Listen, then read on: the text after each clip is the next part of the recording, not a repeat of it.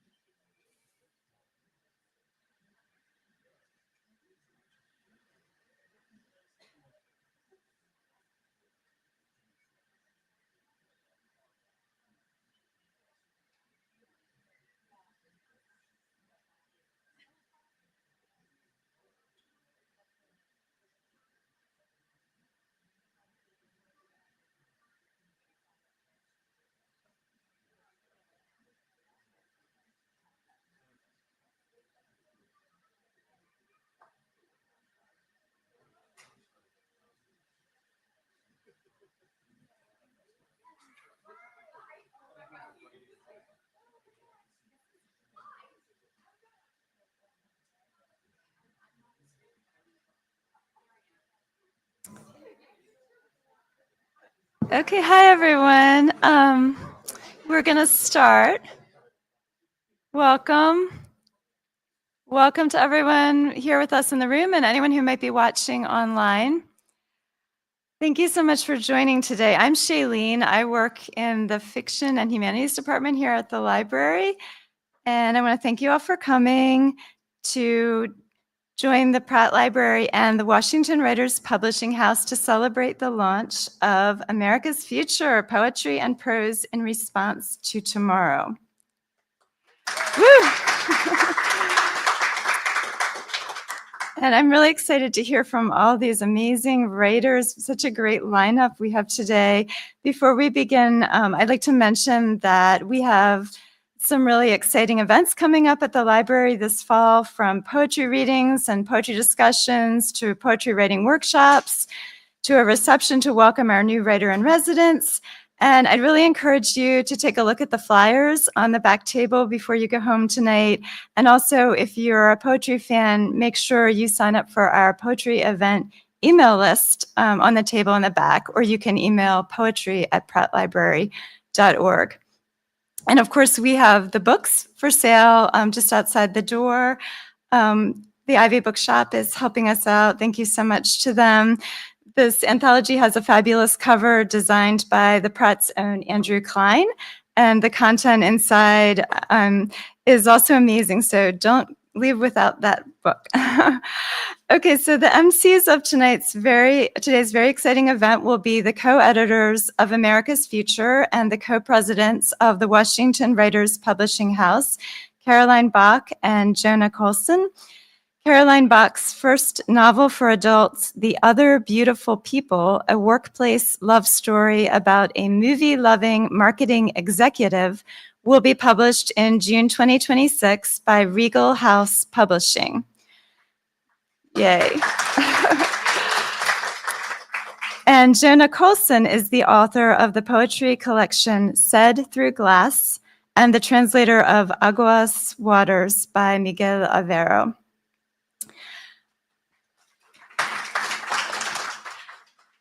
Caroline and Jonah are such an inspiration to me, I know, and I'm sure to many of us here, with all the energy and enthusiasm they pour into nourishing our literary community. I'm sure whatever else America's future may hold, they will make it brighter. Please help me to welcome Caroline Bach and Jonah Colson.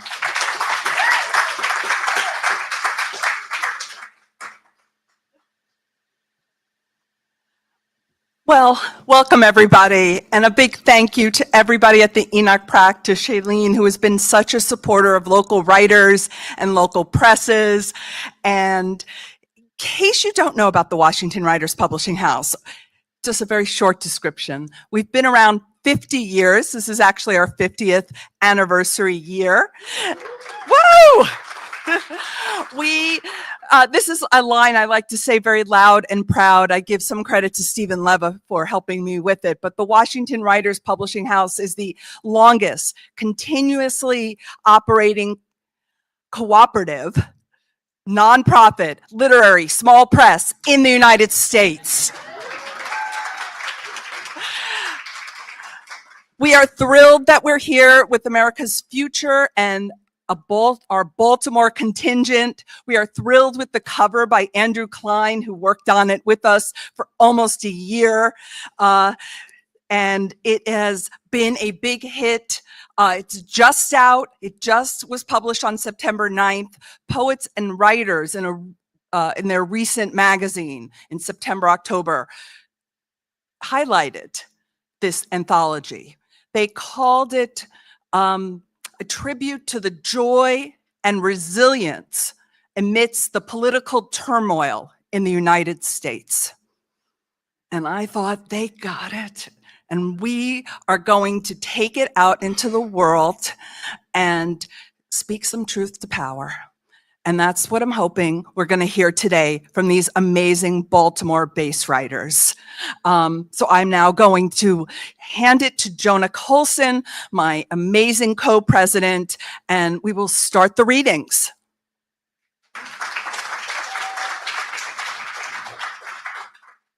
Hi, good afternoon. Welcome, welcome. My name is Jonah Colson, co-president and co-editor of this wonderful anthology. Appreciate you all being here. Let's get started with the reading. So our first reader is Tracy Diamond. She is a writer and artist based in Baltimore, Maryland. She is the author of the full-length poetry collection, Emotion Industry. A 2016 Baker Artist Award finalist, she is also the author of 4 chapbooks, including To Tracy Like to Like, and Sorry I Wrote So Many Sad Poems Today, which was the winner of the Baltimore City Paper's Best Chapbook. Her poems have appeared or are forthcoming in Smartish Pace, Lines and Stars, The Nervous Breakdown, Barrel House, and Little Patuxent Review. Welcome.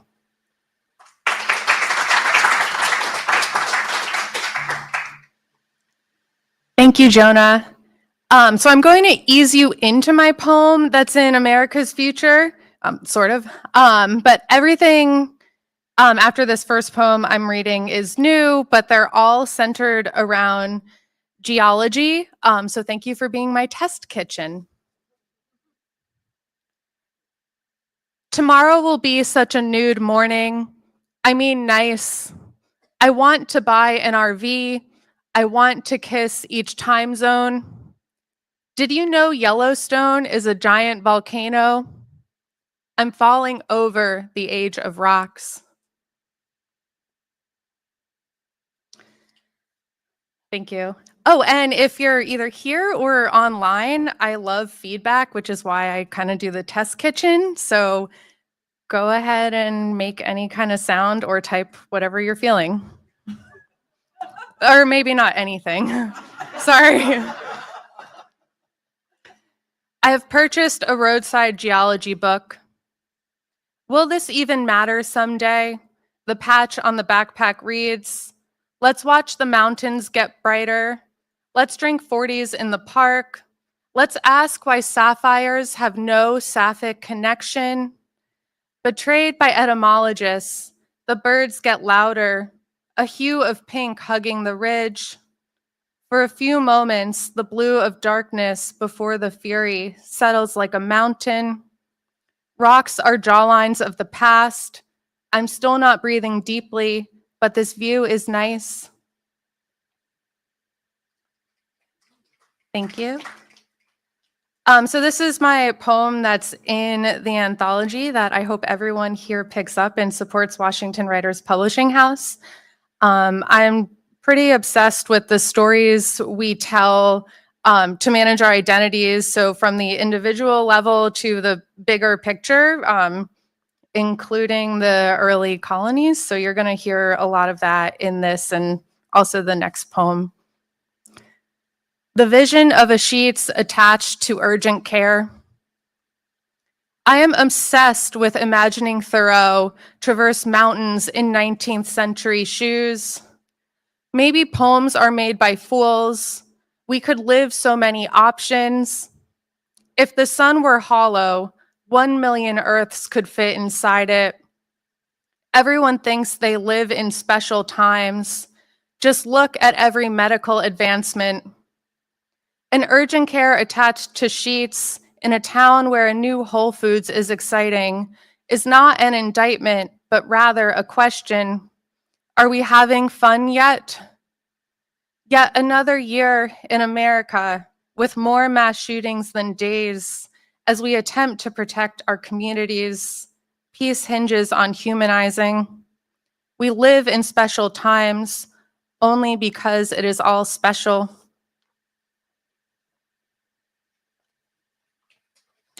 Thanks. So before this last poem, I just want to thank the Ivy for being here. Paula's somewhere. Pratt, Sophia, and Cleve for having us. Of course, Jonah and Caroline again. And of course, all my fellow readers that I'm excited to hear. This last poem has a crow for the cover. And it's also set in La Brea tar pits in LA, which is just an incredible geological site on Miracle Mile, which when I saw the name Miracle Mile, I thought, wow, that must be because of this tar pit. But it's actually because that road was the first road built for cars, not pedestrians. So that was considered a miracle advancement. And I was very upset about that. Comfortable for Chris. A child steps to a squirrel. Red belly, it refuses playful or violent advances. The squirrel knows crows would excavate its bones with surgical precision. They scavenge shiny objects, preserving a glamour Hollywood would envy, as if any of our fossils would mean more to a paleontologist than a dire wolf. Our soft tissue engulfed and long forgotten. How comforting that our bone jumble may teach future generations on a windless planet. Thank you.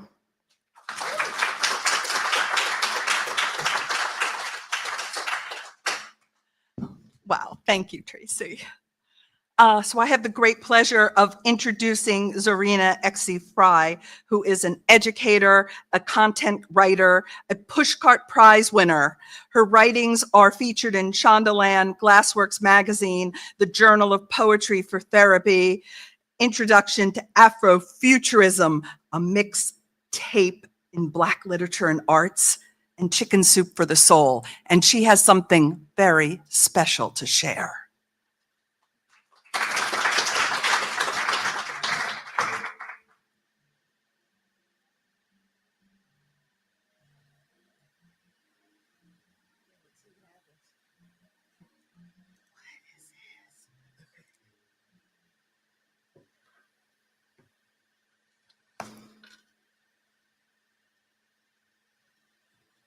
Good evening or good day, ladies and gentlemen. Welcome to the Marginalized Wheel of Fortune, brought to you by Zarina Exie-Fry.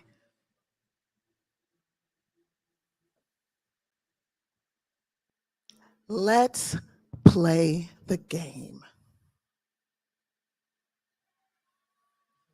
So, you're going to solve the puzzle, and the clue is starting something.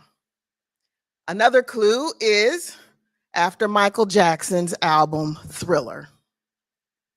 Let's spin the wheel.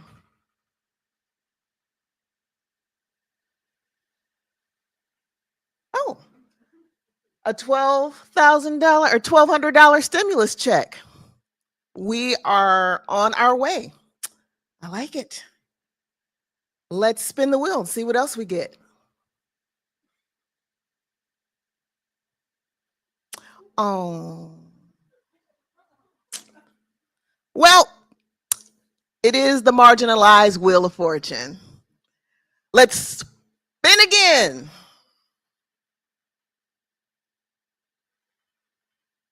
Oh, rent to own. bankrupt. Let's go again.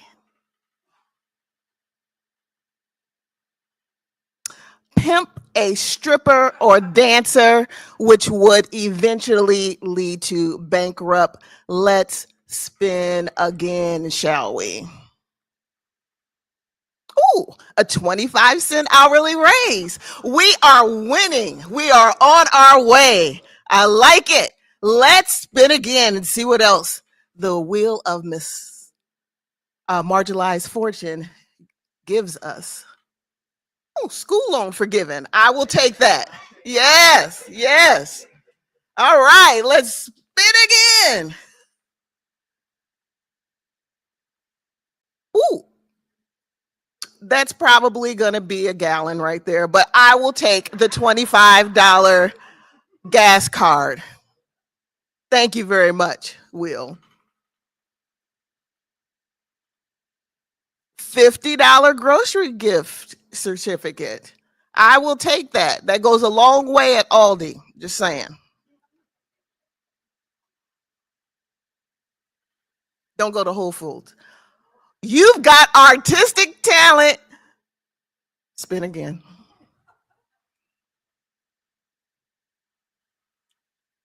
Ooh, full educational scholarship.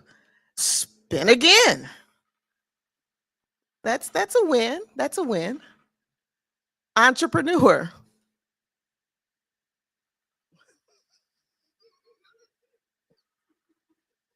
Ooh, $500 lottery scratch off. That is a win. Now, where we're going to spend it, I don't know. Are you going to spend it on what you need to get or what you want to get? That's on you. Oh, well, may have spent it on what you wanted to get instead of what you needed to get.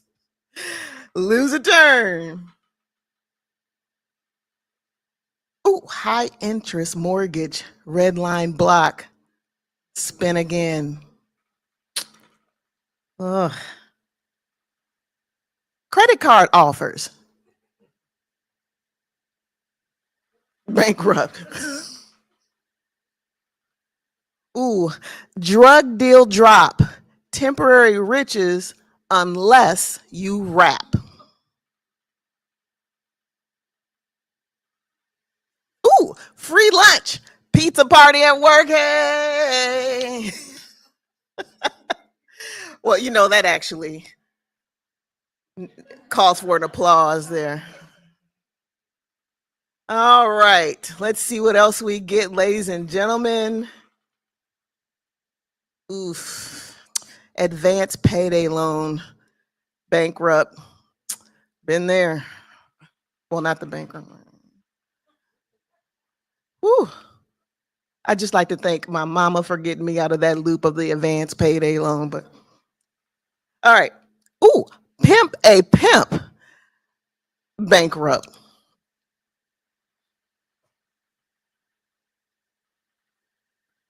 Ooh, athleticism, lifetime riches unless you get injured or canceled. Spin again. Ooh, strip, dance, temporary riches unless you rap or marry an athlete. Well, ladies and gentlemen, I'd like to remind you that the puzzle that you are supposed to solve is right here, and the clue is starting something. And as you can see, we're almost there. We're missing a letter, and it's a vowel.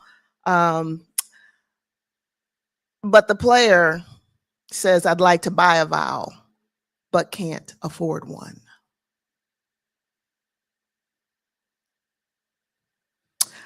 Well, that concludes today's session of Marginalized Wheel of Fortune. And thank you for coming out.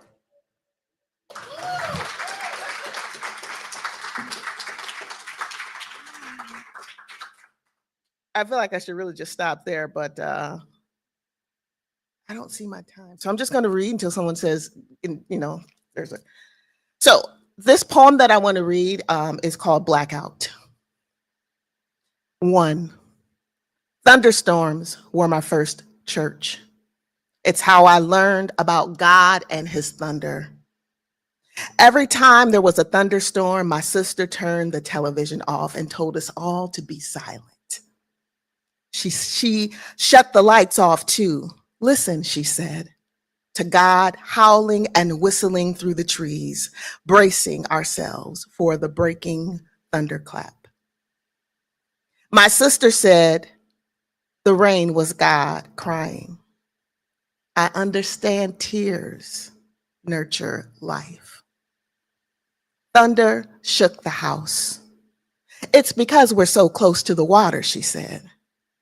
God rained into the water and the world shook.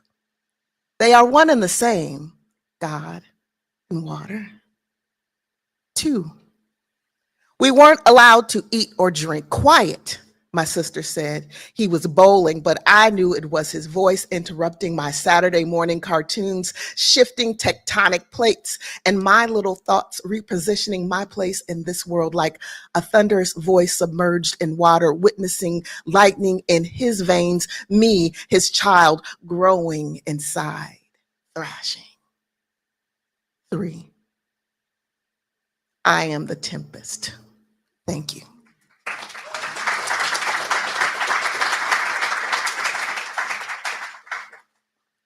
Thank you, Zarina, so much for bringing that poem to life on the page. Next is Matt Honer. Matt Honer's poems have won numerous awards. His publications include Rattle, Poets Respond, The Baltimore Review, Passengers, Vox Populi, and Prairie Schooner. An editor with Loch Raven Review, his second collection, At the Edge of 1,000 Years, won the Jacker Press Book Prize in 2023. Welcome, Matt.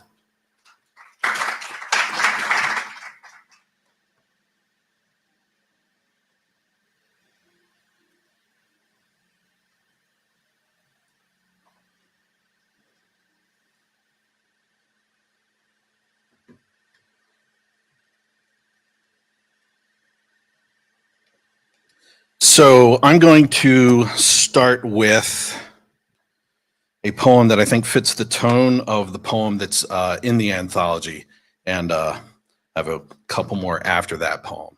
So I think I've timed it exactly to about 8 minutes. This poem has been sanitized for your protection.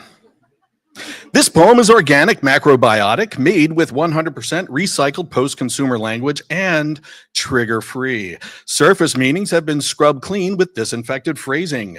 References to sadness, massacres, mistreatment of people, and Mother Nature have been replaced with images of gentle, fluffy animals doing cute things with babies. Theme and tone have been thoroughly vetted by a panel of experts, clergy, and business leaders so as not to threaten the status quo. Diction and syntax were generated using renewable energy. All negative thoughts have been converted to the American dream. No one will die in this poem. Everyone will go to heaven. Every word in this poem is a military or professional sports hero. This poem can be played on any format radio station. Reading this poem out loud replenishes rainforests and coral reefs. Its carbon footprint is negative. Whales sing this poem to their young. Whispering this poem resurrects forgotten tongues and extinct species. This poem is child safe. None of its easily recognizable allusions to Western culture contain nuts, wheat, eggs, meat, gluten, sugar, salt, pesticides, herbicides, or lactose. Your aunt from Des Moines will ask you for a copy of this poem. Every metaphor is food safe, hypoallergenic, antimicrobial, and certified fair trade. This poem will never be censored on Facebook. These lines will be used in speeches by kind and benevolent world leaders because no one can argue with clean poems. This poem extols beautiful things without being specific because safe poems use words like beautiful and everyone loves them. This poem will look good in a gold frame on your living room wall. Read this poem at weddings and funerals. You wish you wrote this poem, and you could have because it's safe and good and beautiful, and everyone loves it.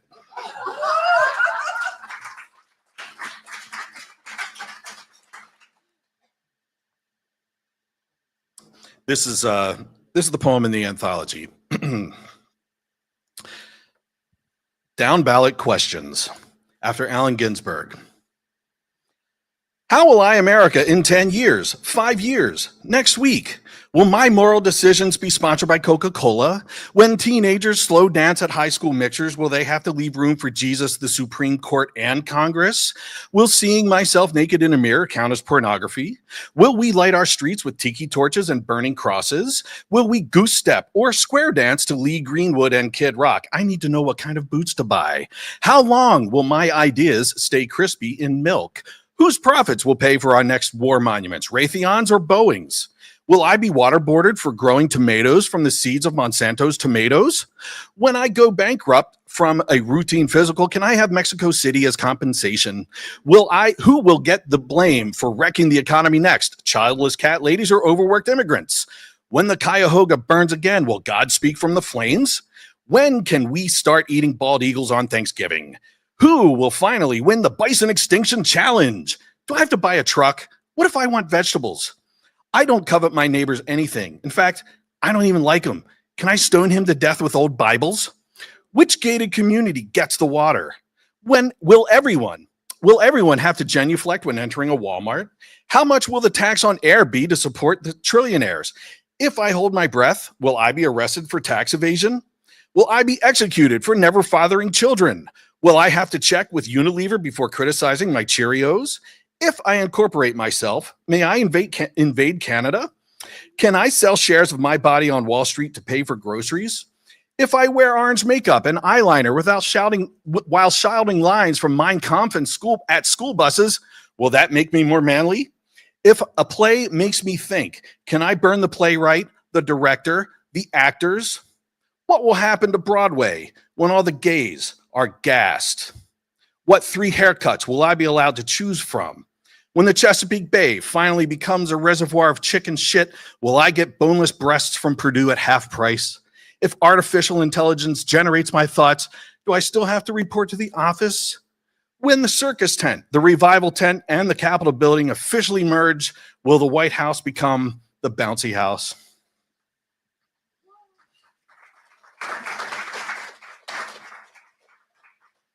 So this might take me to 8 minutes. We'll see. We'll see how we go. Turning a corner down Angry Street. Like I haven't already been on it. Like I didn't wake up on it. A dialect of hammers. It's the great insulters we remember, the ones with a vocabulary of cancer and barbed wire. Tony Hoagland, The Confessional Mode. Carnival barker, sideshow proclaimer, prime-time proselytizer, chameleon conjurer of factories belching smoke and mirrors, sleight of hand, bait and switch economics paraded in the media by a clown car bursting with vampires. Proclamations bellowed in a dialect of hammers to the forgotten hordes stranded on the riverbanks of progress, clamoring desperately for a voice since they first passed the hat at Farm Aid. Gun-doped thugs pining for a shark-mouthed, monosyllabic huckster in Brioni lapels to gaze upon them with ICBMs and jobs. Dog-whistling good old boys and alt-right MBA terrorists with 4-letter winks and nods. Brown-shirted suits and ties goot-stepping to financial algorithms, finger-pointers sinking in a morass of their own lies, running the ship of state aground on the shoals of history. Bubble-building Ponzi scheme raiders, wank panzer ketamine klansmen, mowing down freedoms like the last bison herds, munching the vast prairie, fenced off and fracked until chemical fires ignite from the kitchen faucets of the dispossessed, the damaged, and the damned.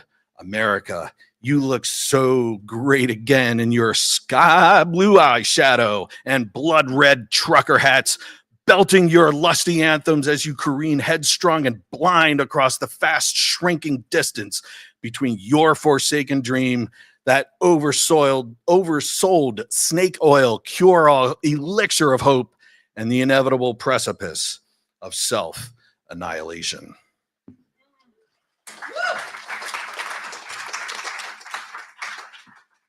I'll stop there before I get arrested.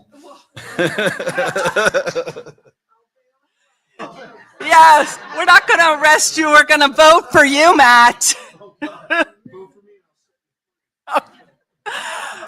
We said there'd be a little truth telling, and I have to say the Baltimore writers we have are gritty and real and funny.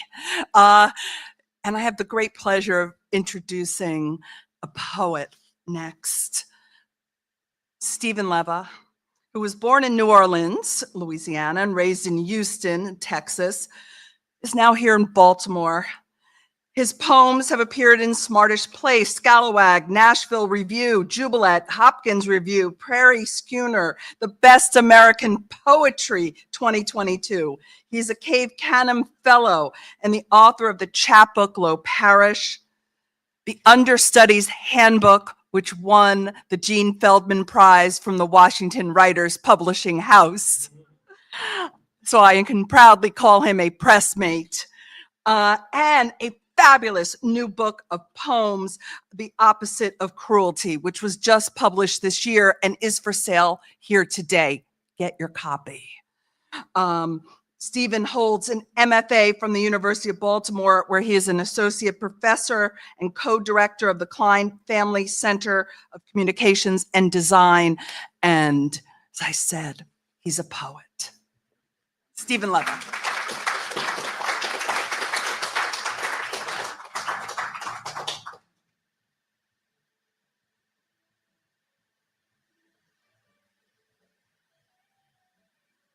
So Carolyn said, because I'm living in Baltimore, I gotta be gritty, funny. What else? A lot to live up to. But thank you all. It's such a pleasure to see this wonderful anthology and to be again at the Pratt. I'm gonna read a poem. I'm gonna start with a poem from a new manuscript that I'm working on that is about 50 free Black towns in pre-statehood Oklahoma. But I thought it was a good one to start with because it's new work, so new shit. But also because I think that right now is a particularly anti-meritorious, techno-fatalist, and fascist time, and I think this poem tries to speak to that as best it can. So it's set in Oklahoma, and the title of the poem is "The Whole State Has Always Been a Casino." Bet on agrarian. Lay all your money on cotton, gin, and cattle. And here come the back talk of industrial revolution. Child, slide your chips toward church fronts and salons of such fame. The wait time to catch a tambourine or a pin curl bob was insane. And here come an angry mob, a swarm of bullets as thick as June mosquitoes, an old lie, a cabal of insurance fraud, a whole clutch of homes, black as chalkboard, washed away, not clean. Mind you, plenty of blood, but nothing sinless about this, so call it what it is, a massacre, an arson. Zora said, if you are silent about your pain, they'll kill you and say you enjoyed it. But what about the bet you made with the currency of common dignity? What about the house money of God's image you were born with? Daylight itself is witness enough. Sure, anyone can neon up the night, say risk it all on vouchers and alchemy, hoop dreams as stable as wax left in the sun, the capriciousness of superintendents, envy as common as the name Johnson, and here come the torn ligaments of self-worth. Bet on competence, putting proof in sky blue facts, on the weight of Coach of the Year, on hard work, on self-determination, on yes we can, on side hustles, on one day they'll see. And here come the sheer ignominy of folks with big mediocre energy. There aren't too many ways to say shameless, but God help us if the parade of it ain't always packed. Like a revival tent in the 50s, like a sold out show in Kane's ballroom. Bet on oil and here come a dead planet. Bet on breath and here come a pandemic. Bet on yourself And here come picket signs of who am I outside your heart. Bet on history and it repeats like a drum loop. And who am I to entice you towards doom scrolling these lines?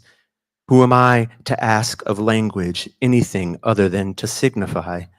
Who am I to bet on the agility of beauty?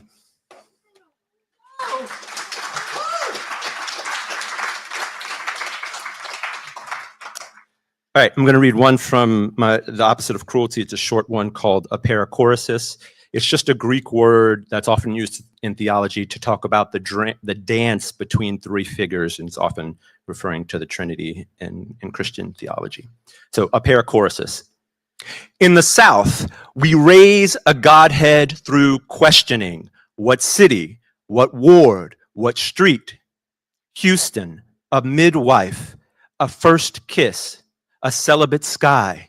New Orleans, my father and mother return. Baltimore, an endless bay that carries my son. Or another way to say any port in the storm, or that flood is a lingua franca. What block? What house? What room? What you want isn't a darker rue. What you want isn't for me to stir the Atlantic like a cast iron pot, making a Gulf of Mexico, by the way. It's the Gulf of Mexico.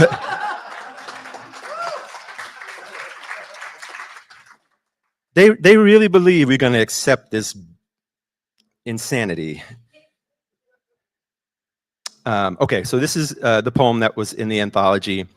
It really imagines a character that's part of the manuscript I'm working on, called Icarus Jones, and he is thinking about a prison cell, and he, like me, is a big fan of the Count of Monte Cristo in Dumas, who I think should be properly read as a Black author.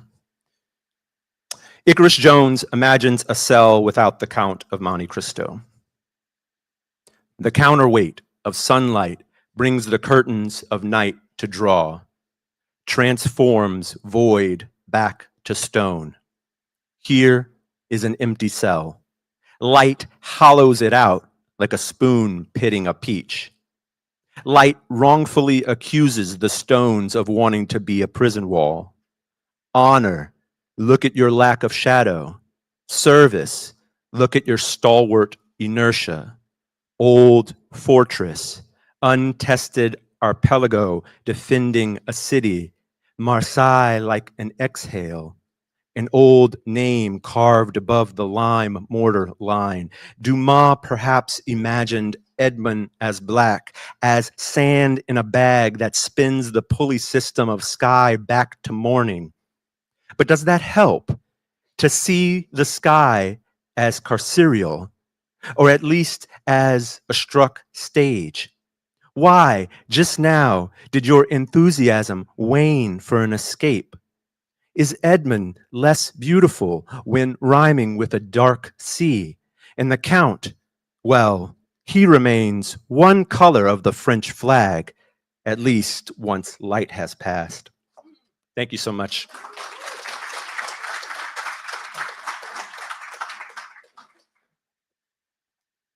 Thank you, Stephen. Beautiful poems, as always. Next, we have Annie Marhefka, who is a writer in Baltimore, Maryland, and executive director of Yellow Arrow Publishing, which is a nonprofit empowering women identifying writers. Annie has a BA in creative writing from Washington College and is an MFA candidate at the University of Baltimore. Welcome, Annie.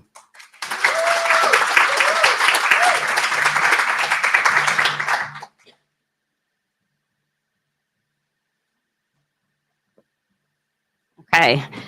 I'm going to read an excerpt from my essay that's in this anthology. It's an abecedarian, which, if you're not familiar with, is sort of an alphabetical listing. So I think with my time limit, I can get you from A to P. So if you're curious about what I do with Q, X, or Z, you can buy the anthology.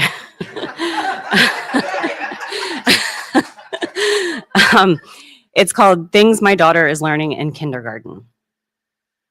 Active shooter drill. She doesn't call it an active shooter drill when she describes it to me. She calls it a new game she's learned. Her teachers playing pretend shepherds, the children a pretend flock of sheep, ushered into the closet to hide quietly from an imaginary wolf. Books. She volunteers to stack the books in the wicker basket in the corner of the classroom. She says she loves how the pages all smell so differently. I imagine her kneeling in front of the basket, breathing in the scent of the stories. I imagine a basket somewhere where all the banned books have gone. I wonder if the pages of the exiled books smell the same as the ones in my daughter's classroom. Comfort. My daughter's teacher notices I am crying in the carpool drop-off line in the morning. When I pick her up, I find a note stapled to her school bag. I dread another message about how my child didn't like her lunch that day, or that the boy in class was bullying her again. But it only just says, sending comfort and love. My daughter tells me, I love my teacher. I say, I love her too. Dirt. It gets trapped beneath her fingernails, but my daughter digs anyway because she loves the way the earth feels when she breaks it wide open. The damp crumbles of nature's flooring, the way it smells sour and fresh when she wriggles a worm from its depths. E. She learns the way the letter E looks hard and sharp as a beginning when she writes her name. 4 steady straight lines. But in the center of a word, E can be a looping, single-stroke spiral of softness. I tell her that she can be this way too. Sharp and strong one moment, soft and tender the next. She can be both chaos and quiet, whimsy and brain, the earth and her moon. Feel. She asks me if I know that you can feel the texture of fabrics more easily with a fingertip than with a whole palm of hand. Felt, feathers, fuzz, foam, fur. The lighter the touch, the stronger the feeling. She tells me that she has learned that gentleness is a better way to feel. Germs. I don't know if germs are officially in the curriculum now or just a necessary life skill these days, up there with zipping her own jacket, using the potty independently, saying please. She learns how to sneeze into her elbow, sing her ABCs while she washes her hands, how to wear a mask. Haircut. She has an appointment for a haircut the day before Election Day.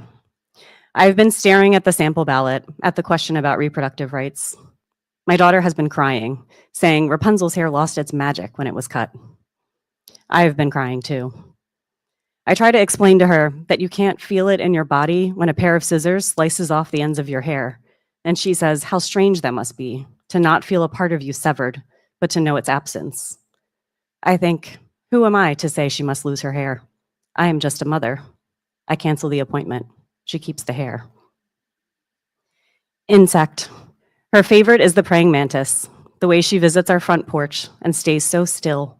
How silly she looks when she cocks her head to the side so slowly. One day, our praying mantis is so still that I know her to be dead, but I whisk my daughter off to school before she can notice. After school, when she can't find the insect, I lie and say that she must have gone off into the woods to rest. I don't tell her that the mothers won't survive the winter. Jacket. She tells me I am so annoying for insisting that she wear a jacket today. She pauses and says that maybe the praying mantis was cold, and maybe we should have made her wear a jacket too. I want to tell her that it wasn't the cold that killed her. It was the act of motherhood. Kill. The first time she carries the word kill home from school, lets it escape from her mouth, I tense up. I tell her I don't like that word, then think, I sound just like my mother. She asks, what does kill mean, Mommy? I try to explain the intentional ending of a life. I think of how her school locks the doors now, how I have to call and wait outside in the cold, show my ID, how I can hear the clicks of the locks unlocking before they let me in. Longing. She feels longing, but she can't identify it the way I can. I try to explain it to her. When you want for something and you can't have it, that is longing. A second cone of mint chocolate chip ice cream, a bigger dollhouse, to reach up and touch the moon. She asked me what I long for. Kindness, I say. Honesty. A moment of quiet now and then. A female president. What's honesty, she asks. I whisper. Sometimes I long to escape. Mother. She asked me one day why I don't have a mommy, and I say I do, or I did, and remind her that my mother knitted this blanket on the couch that we snuggle under. the one with the starfish and the tiny holes she likes to poke a finger through. I wonder if my mother poked her fingers through those holes too, before my daughter was born, before I was a mother, before I was no longer a daughter. I wonder what things my mother wondered, what things I asked her to explain. Night terrors. I can tell they are different from nightmares because of the thrashing of the limbs. She tells me she sees shadows. I pull her to my body, press her head to my chest, stroke her hair. I do this night after night terror after night terror. One morning, she wakes up with hair all tangled and tells me she knows who the shadow belongs to now, that it belongs to my mother. Octopus. My daughter has a stuffed animal, a pink octopus with eyelashes. She starts calling her Octopussy, and I laugh, but do not make her change the name. I'm not ready to explain the word pussy yet. She says her friend at school, the vegan one, told her that the octopussies are dying, that the oceans are becoming too warm. I tell her that her friend is right, but she says that no one else in class believes her. Sometimes, I say, people are afraid to hear what's true. President. You can be president one day, I tell her. I hope it is not a lie. I don't want to be president, she says. I want to be a mommy like you. I tell her she doesn't need to want to be like me, that she can be anything, anyone. She says to be a mother means she gets to make the rules. Ah, I say, but people don't always listen to mothers. She pouts. But why? The mommies are always right.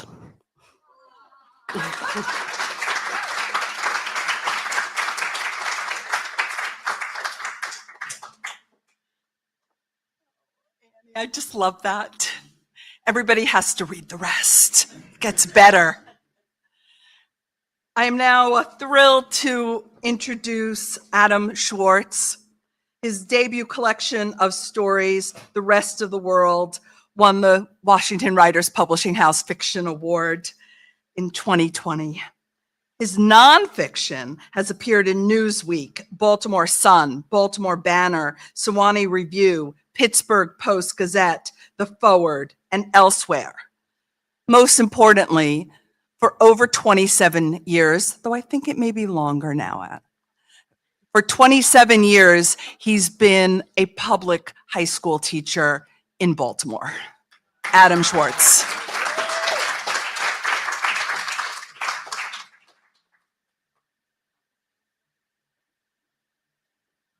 Well, thank you all for being here. It's wonderful to be here with you. I guess now is good.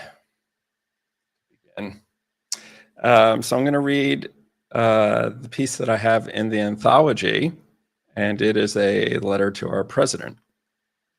And the title is, Now that DEI is dead, things are looking up for me. Dear President Trump, thank you for crushing the DEI movement. Legislatively, you went ham. Rhetorically, you put a stink on DEI that'll never wear off, and millions of Americans love you for it. Now that DEI is dead, my students in Baltimore have no choice but to bootstrap their way to success. No more gimmies, just e pluribus e num, all day. I remember the good old days when diversity efforts were handled with tact. I mean, they were practically invisible. My first job after college, I worked for a big insurance company in Boston, North American Security Life. It was the early 90s, and inside our sleek corporate offices, the company was whiter and straighter than a MAGA rally. But back then, America was so great, you didn't hear anyone whining about DEI. And anyway, my coworkers and I knew a meritocracy when we saw one. These days, a couple guys I see at the gym, one's a software engineer, the other a financial advisor, are mighty suspicious of Baltimore, particularly the city's poorest communities. Affluent suburbanites, they like to talk about the carjackers, squeegee boys, and welfare frauds ruining the city. If at all possible, they avoid Baltimore. I do wonder sometimes how these guys operate at work, who they hire, promote, and mentor, who they network and share resources with. That kind of thing. Well, it's none of my business. Bottom line, I'm sure these guys knows who's up to snuff and who isn't. Harlem Park, the neighborhood where my school was located, is admittedly pretty chewed up. It's a sweet hereafter of abandoned row homes, some boarded up, some gaping, whole blocks of them sometimes. Progressives assume decades of municipal neglect, disinvestment, displacement, social exclusion, and political indifference messed up West Baltimore. Well, I know a bunch of unpatriotic claptrap when I hear it. And anyway, nobody told poor folks living in degraded housing and distressed zip codes they couldn't pick up and move to, I don't know, Hunt Valley. I wouldn't mind living there myself. I like horses and hay and giant outdoor shopping plazas, preferably all next to each other.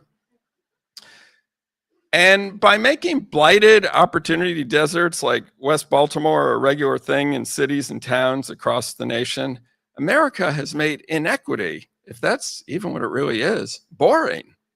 Nobody thinks too much about the people struggling, trying to get ahead in West Baltimore, except, of course, the people struggling, trying to get ahead in West Baltimore.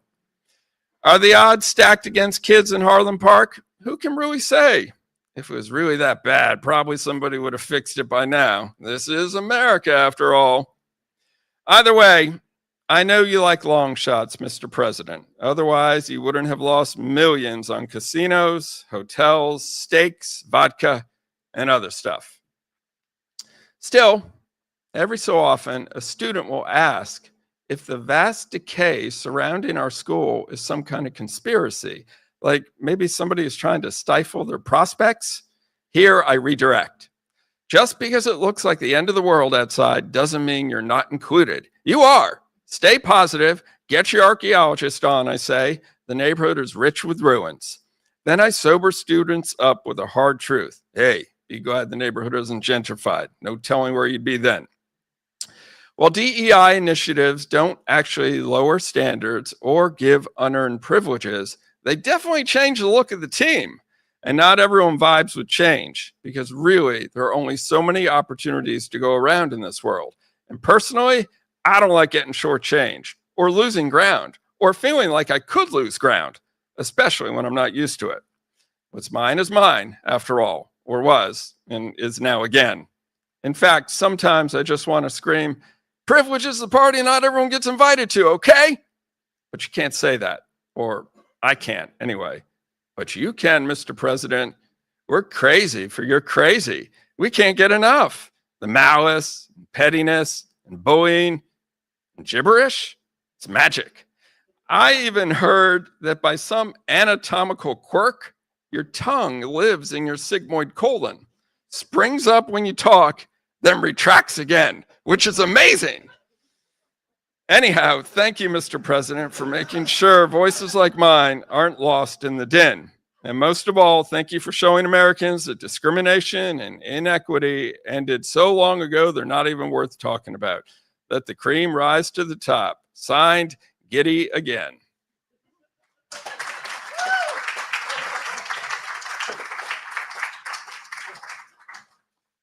Thank you, Adam.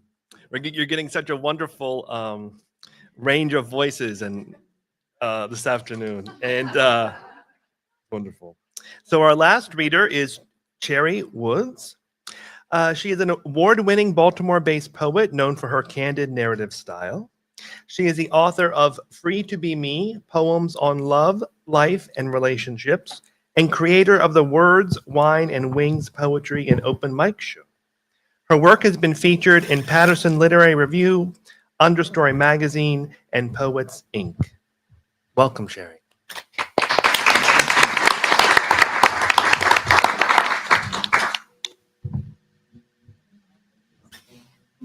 I love the music. Hi, everyone. It's just really, really exciting for me to actually be in the anthology and also to get to read in the Poe Room. I feel like Pratt is my second home, literally. I live about 2 blocks from here. So I spend a lot of time here. I've really been involved in Pratt programming, attending here. So it's exciting to be here. So I'm going to start with reading my poem that's in the anthology, and it's called Make America Great.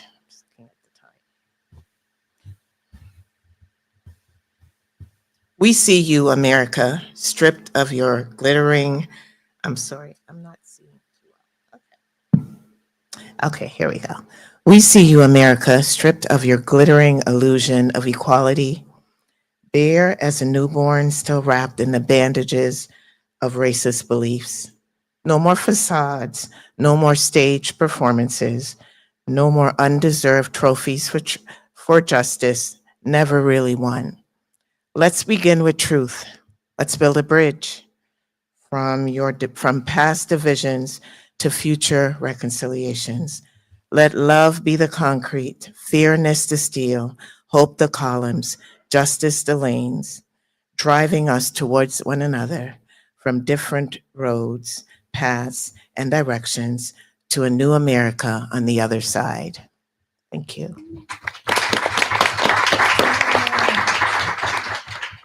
So I'm going to read 3 poems that are in my current manuscript, chapbook manuscript, a shameless pitch that I'm shopping, and it's called Sit Comfortably Elsewhere. First piece is homage to my grandfather, sorry. It's called Kid Bamboo. My 70-year-old West Indian grandfather wore his tailored shirt jacks on Sunday afternoons, alternating the colors black, gray, navy blue, and brown. 1 pocket, 2 pockets, and 4 pockets. Some had fancy embroidery and others none. All were crisp, like a freshly toasted slice of bread. His pants were brown, blue, or black, all with 2 pockets and ironed with seams as sharp as a razor. Black or brown polished shoes with a shine that could light a darkened room completed his weekly ensemble. Every other day of the week, my grandfather walked with his back bent or sat on the couch with his head in his hands. On Sundays, he would walk through the house several times, straight and upright like a bamboo tree. They called him Kid Bamboo when he was young. On Sundays, we would sit on the couch watching him walk back and forth. There was no bent back and no slowness in his stride.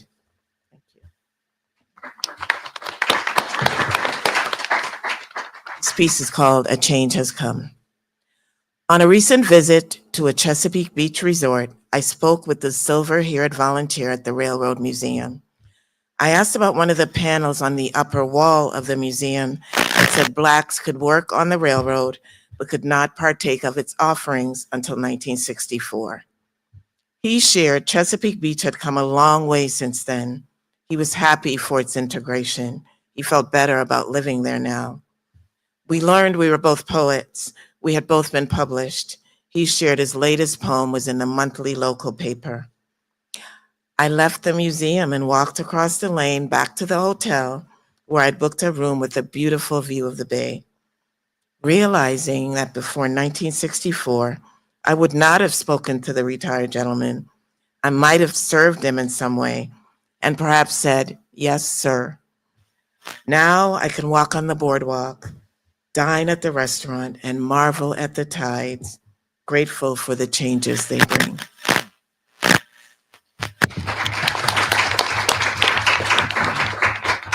And this last piece is called Hinges. Gray hair and wrinkles settle in like guests who overstay. Parents gone, denial erased by death certificates. We unravel like fraying fabric. Calls dwindle like sips of lemonade on a scorching day. Visits grow rare like precious silk. The next generation rises. Grandkids, nieces, and nephews. Time races by like a lightning bolt. More funerals than weddings now. More holes in fabric. We choose to build hinges. Even the strongest glue won't hold forever. Hinges last longer than glue with the right placement. They bend without breaking. With some tightening and oil, they allow us to bend and straighten, separate yet stay connected, allowing us time to relive our childhoods, memories woven with joy and pain. We realize there's more time behind us than ahead. Thank you.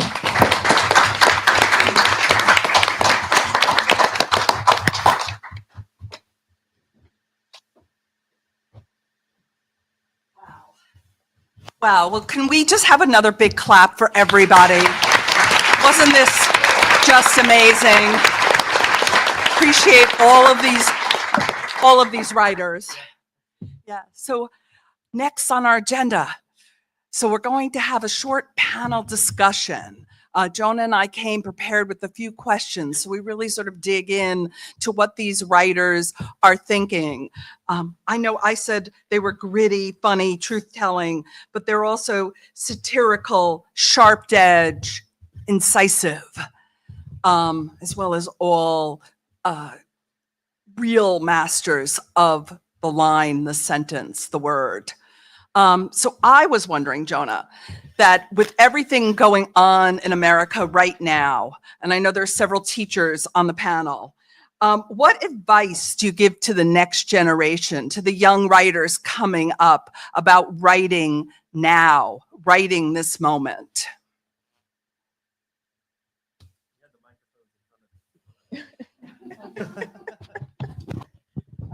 Yeah, I'll go. I have my students journal because with AI out, it is just important for them to actually write on paper.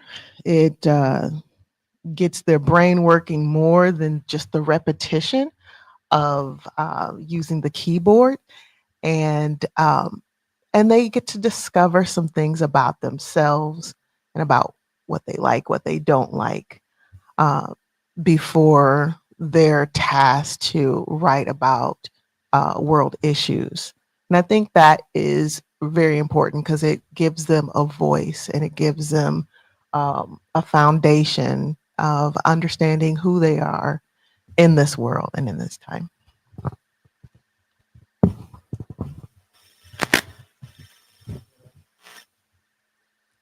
Anyone else on advice to the future generations, to the writers who want to write now in this really, let's call it divided, tempestuous, difficult, stressful moment? Can you, oh, there I am. I hear Yes, me now. there you are, Matt. I've asked this of a lot of writers when they come through town, wherever I've been. I will give you the weirdest answer I've ever given, and I think this is kind of good I've ever gotten, I should say. And in a way, it makes sense, and I'm still trying to figure it out, which is weird because I, in a lot of ways, I have followed that advice. So Ken Kesey, if you may recall, the leader of the Merry Pranksters, the Bus Further, and a whole lot of acid Something dropping. about Kool-Aid. Yeah, Kool-Aid. Yeah. Not the bad Kool-Aid. Well, bad Kool-Aid.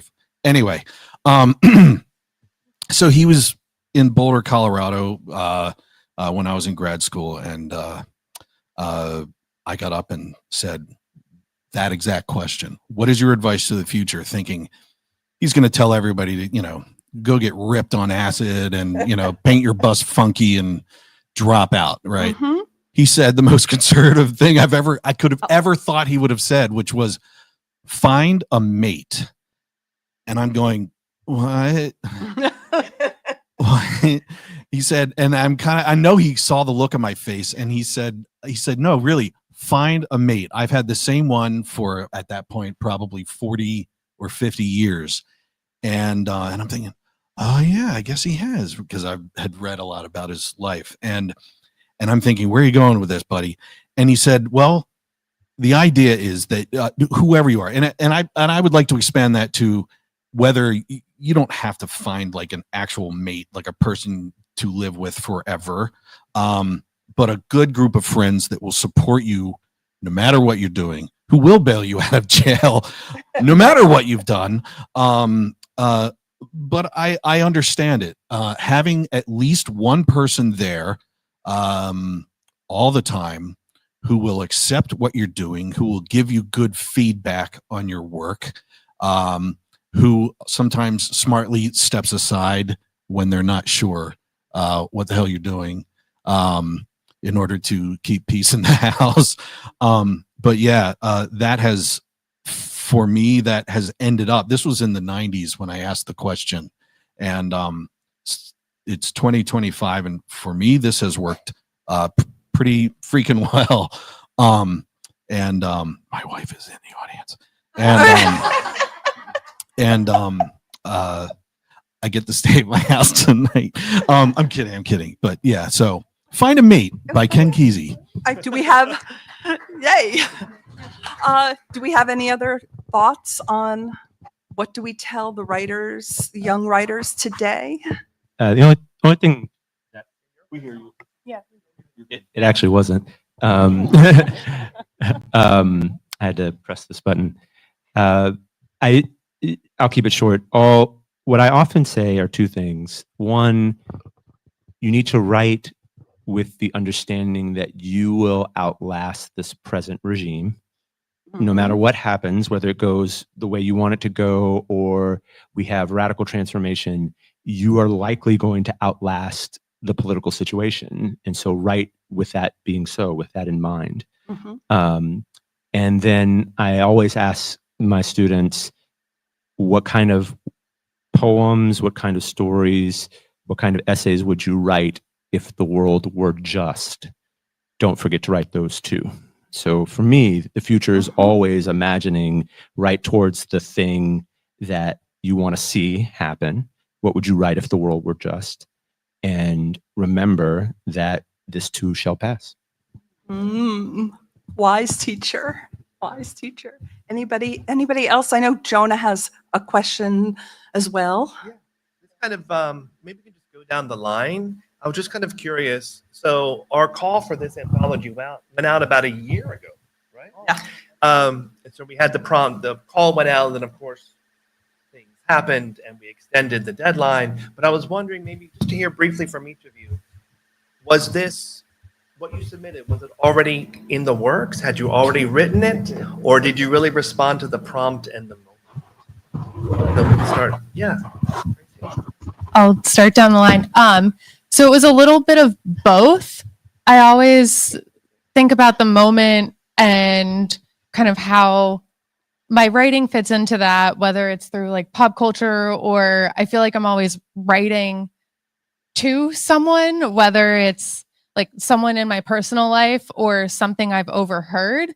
So when I read the call, I said, oh, I've been really thinking about this like weird piece of seeing the different like commercialization things getting juxtaposed together. So then I just kind of let myself think more about the prompt and go into there about like, what is it that we want to see around us? And like, what are some of the harder things we're going through, but what are ways that we can also move forward with what's around us? So. Yeah, I wrote the poem in response to the call, and kind of by default, I had all these other very fitting poems that were sort of either being considered elsewhere or had already been taken, and I went, well, okay, and so Allen Ginsberg was one of my teachers at Naropa University in Boulder, and I thought, oh, well, what would he say? You know, what would Allen Ginsberg say? And I thought, well, he would definitely see the absurdity of the situation, and how can I package this into something that makes sense and fits the moment? And it was right before the general election when I wrote the poem, thinking, oh, I have the form in front of me, which is because I was looking at the ballot. You get the sample ballots with all the down ballot questions, and I went, ha ha, how would Alan go about this one? And so I tried to do my best Allen Ginsberg impression. It ended up being me, but you know, I guess I can go with it. But. So I already had something kind of percolating when the call came out, and you know, our politics are maddening and infuriating and bewildering, and half the country, for them it's ecstasy, and the other half of the country it's nausea. and trying to make sense of that is bewildering and can leave you speechless. But one of my responses to our politics has just personally, my writing has kind of taken a turn towards satire. It's a way for me to kind of channel all this anger. And there are lots of writers who do this much better than me, but it is a way for me to kind of vent out just this bile. So yeah, it's a strange time. For me, it was a piece that I already had written, but I thought it was appropriate in some ways because I'd been writing about and thinking a lot about Alexander Dumas as a writer who we don't often read phenotypically as Black, but should be like perceived that way, and thought it would be in conversations with the ways that President Trump talked about Kamala Harris in terms of whether or not she was Black, and that question that who gets to police Blackness, who gets to determine that, how much do we give to phenotype, who is included? Those were all questions that I thought, looking at the Count of Monte Cristo through the lens of another character, could help me approach. Mm-hmm.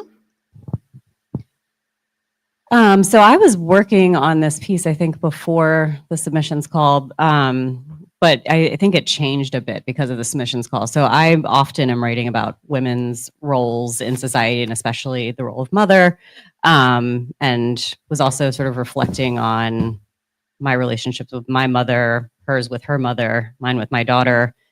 Today is actually the 10-year anniversary of my mom's passing, coincidentally. So pretty shocked I got through that without crying.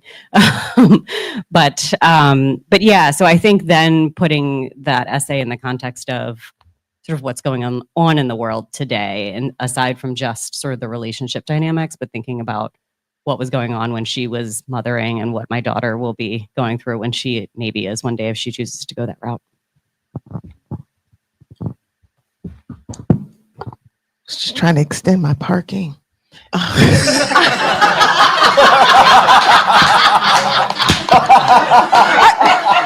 Can that be on the wheel? I was hoping you'd go a little Serena, longer. can that be on the wheel, please?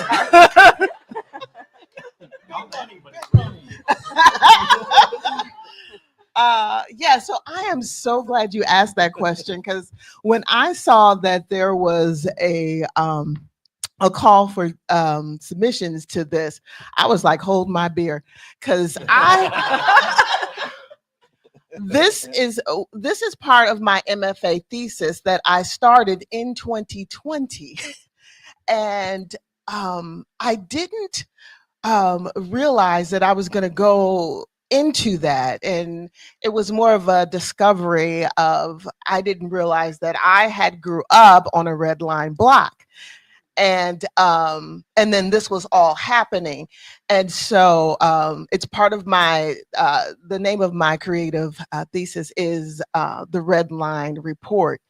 And with everything going on as a writer, I felt the responsibility to record everything that was going on in real time. And I'm still pushing it. I think for some, it might be too soon, but it's a mashup of just, and I have a journalism background, and so my format is set up in like a nightly news report where we're talking about what's going on, breaking news, and then we go into interviewing a little Black girl who grew up on a red line block. And even today, I live in Stevensville, y'all. So I just can't get away from living on a red line, and so it's an interesting perspective. But yeah, and it was Serena, a part of existing work. Well, and your piece really expanded what we started thinking of as literary because it's a graphic story. And then Jonah and I also accepted a play. We accepted several erasure pieces, both in prose and poetry, things that an Instagram story. So I think you really were our breakthrough, because Jonah and I took a lot of time talking about your piece, and everybody here today got a huge treat to see it animated. Obviously on the page, it looks like a graph, a wheel, but thank you for the animation today. That was just fabulous. But you really took us in a much wider direction with the anthology. Well, thank you. I double majored in poetry and creative nonfiction, so that was part of the experiment. Yes, very successful. Thank you. And Cherry. Well, when the submission, I did not have anything written. I think you remember that, Caroline. When it came out, Mhm. and I read it, and I thought, I didn't feel that I had anything written that was available, because it had to be something unpublished. So I was just like, no. And then I thought about it some more, and I really did not even want to touch the topic. I kept thinking, what would I even say in this poem? And then the deadline passed, so I made my peace with that. And then it got extended. Well, and it got extended because of the election. And Okay. Jonah and I thought, well, we need to give writers a time to talk about and think about and process it, because our goal initially was, we're turning 50, we want to look forward, America's future. And then the election came and we were like, oh, we got to have time to process. And Sherry and I were at a reading together, and I said, you must submit. So I really struggled with this poem, and I will say that it's also great to be part of a writing critique group, because I struggled back and forth because I wasn't sure what I wanted to write. But I knew that one line that our current president kept saying was "Make America Great Again." Mm. And that just resonated with me because of all the things. I'm an immigrant, so just to let you know, all the things that I've seen in the 25 years I've been in the US, and I've not seen great at all. And again, and learning the history. And so I had some anger in there. And then I paused and I thought, well, think about what great would look like from my eyes and from a lot of particularly people of color's eyes. What would great actually look like? And so that's how I decided to call it Make America Great. And I'm not saying that everything about America is not good, but there's so much that needs to be done well and done over. And I really do believe that with what's happening now, that this is an opportunity to start from scratch and just do things the right way. And as much as this is not good, the blinders are off and the clarity is here. And so moving forward, whatever happens, there's no more excuses of thinking that things were okay, because they're not. And so I sit in the mixed place of, this is good that the blinders are off and everything's clear, but it's also so painful to see how things are being used against brown and black people and other people, poor people, and the false divisions that were created that we fell for. So that some have fallen for. So for me, the future is really starting from scratch, and but being mindful of what came before. So this was a struggle for me because I wasn't sure I wanted to write this poem. But I'm glad that I did. I'm glad that I made it into the anthology. And I think this will begin a process for me where I write more about how I'm feeling about what's happening now. No, wow. Thank you. Thank you for that insight and clarity. And yes, we are ready for questions. Initially, my question was for Caroline. When you talked about being a mother, and you talked about your daughter, who came to you, and she has the fears of being killed as a student in her school. And so initially I thought, such a young child, many children in America feeling this pain. And I wonder what it was like for you hearing that and then writing about it, and the pain that you would have to kind of diffuse and put into words. And then later on, I realized that all of you are in that process. Because the truth of the matter is that we live in the theater of the absurd. And to go further, none of us auditioned for this. And so here we are. Some had bit parts, some had huge parts. But I really admire what you guys do because you really, especially today, with what we have to deal with, you really have to recognize, feel the pain, and even cry. Because I want to ask, does anyone cry? Does it bring tears to your eyes when you're writing? If so, I'd like to hear about that.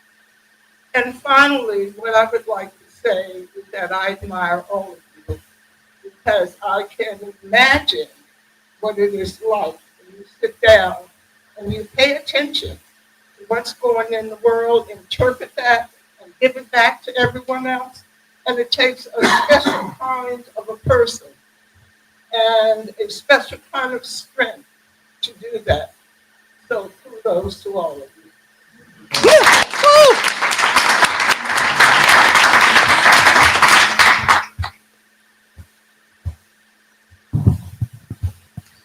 Can I answer that? Yes.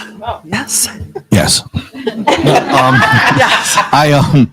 Yes. I've my mate, my wife has encountered me coming down from the office just a wreck after trying to address various things, whether it's political, a lot of it's personal.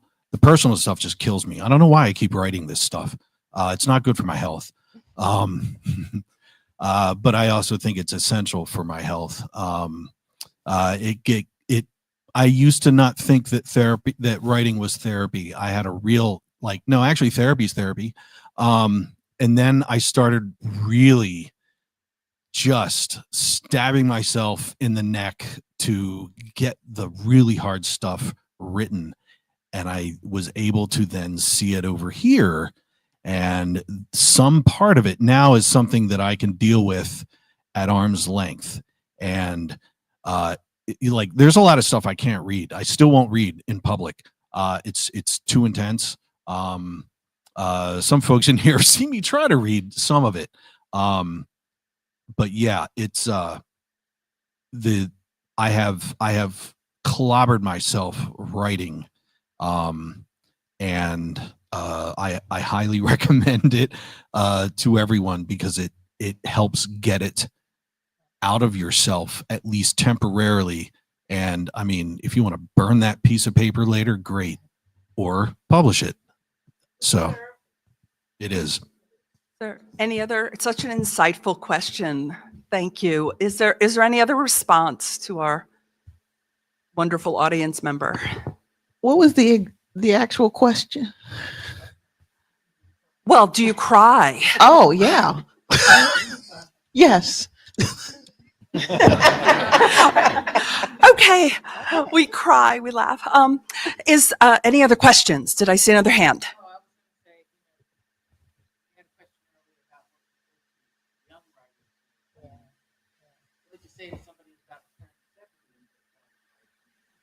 Mm-hmm. Yay! That's what we say. Yeah. I would say two things. I would say that our obsession with youth success young is really a more recent thing. If you look at the history of literature, it would be unusual early 20th century outside of the Romantics for people to even have a first book before 40. So 70 doesn't seem that long from that. If we actually look at how things were published in the past, it's a very recent thing to be like, oh, I'm 20 years old and I've got 5 books or something like that. There are just, I think, countless examples of people who published in their 50s first books. Lauren K. Whitell just published a book at 57. It was her debut book. And in Baltimore, we have a press and a journal specifically for older writers called Passenger. So 50 and over. Yep, they only publish people who are 50 and older. It was specifically created to address the gap in the publishing industry related to ageism and that obsession. So I would look at Passenger, Passenger Books and Passenger Magazine. That's what I would say to someone who's just starting at 70. Yeah. I would also look at Yellow Arrow Press with Annie, who's right here at the table, because she has done an enormous amount of work for women at all stages of their career. I give her so much credit for what she's done here in Baltimore. I guess I would also say welcome. And at that age, you have so much to share, so many stories, so much life experience, and so much wisdom. On the other side of my life, I'm a book publicist, and I've worked with authors from, I would say, 30 to mid-80s. And so I've met many, many, many writers who started really writing seriously over 60 and are publishing their first books in their mid-80s. And I will just say, just in the conversations, again, they have so much life experience, so much to say, so much wisdom, and they're ready to do that. So don't perpetuate this ageism that exists, because I think as we age, we have so much more to reflect on and to share. So find a group that supports that.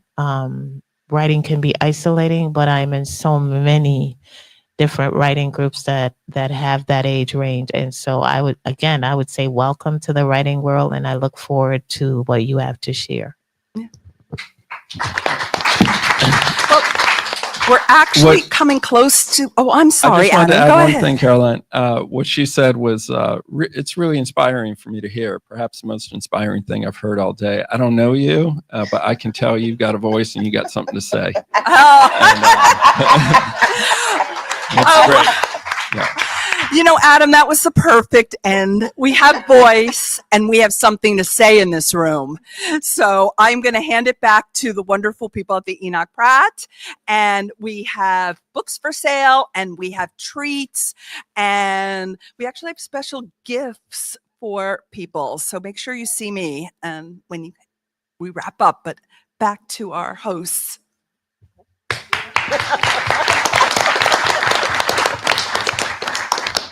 And I'm just want to say thank you so much. Just some thank yous. Thank you, Jonah and Caroline, and the Washington Writers Publishing House. Thank you to all the writers. You are all amazing. Such a great range of voices here tonight. Fabulous. Thank you to Gateway for providing American Sign Language interpretation. Wonderful. Thank you. Yeah, thank you to the Ivy Bookshop again. Everybody, don't forget to purchase this wonderful anthology. And please feel free to stay, enjoy the refreshments, sign up for our poetry event email list. And you can get your anthology signed by our authors here. And I hope that everyone enjoys the rest of your weekend. Thanks for coming.